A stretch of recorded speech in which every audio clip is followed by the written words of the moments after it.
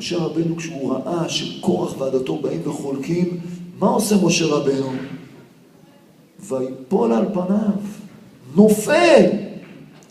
אני כלום, עפר ואפר.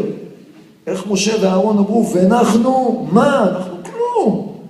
אתם באים לחלוק עלינו? חס ושלום שאנחנו נתווכח איתכם. חס ושלום שנריב איתכם. אנחנו דואגים בכבוד שמיים.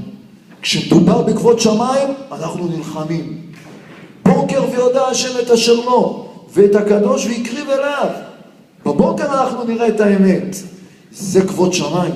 כל אחד צריך להרגיש, הנה אנחנו נכנסים לימי הקיץ, חם, מתחילים להוריד בגדים, הולכים ברחובות, הולכים לים. בוקר ויודע השם ואת הקדוש ויקריב אליו. זו תקופה שבן אדם צריך להתקדש. קשה לי. שילדים אתה רואה לפעמים אומרים, קשה לי ללכת עם ציצית, חם לי. קשה לי ללכת עם מכנס ארוך ככה עד הברך, חם לי. אבל לא, זה להיות קדוש. פה משה רבנו אומר, אם אתה קורח ועדתך באת לחלוק עליי, אנחנו כלום, ויפול על פניו. אבל כשאנחנו מדברים על כבוד שמיים, בוקר ויודע השם את אשר לו ואת הקדוש ויקריב אליו. וזה מה שאנחנו צריכים לעשות. לפרוח מהמחלוקת. להרבות אהבה, הרבה אהבה. לדעת לוותר. אתם יודעים, כשחם, אז אנחנו מזיעים.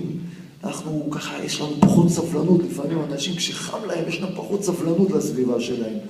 וזו סיבה מאוד טובה שמתחילים לריבות בין ילדים. למה? חם לי, אין לי סבלנות, אני פחות נעים לסביבה שלי. ולהפך, זה העבודה שלנו. הנה חודש תמוז נכנסנו להרבות אהבה.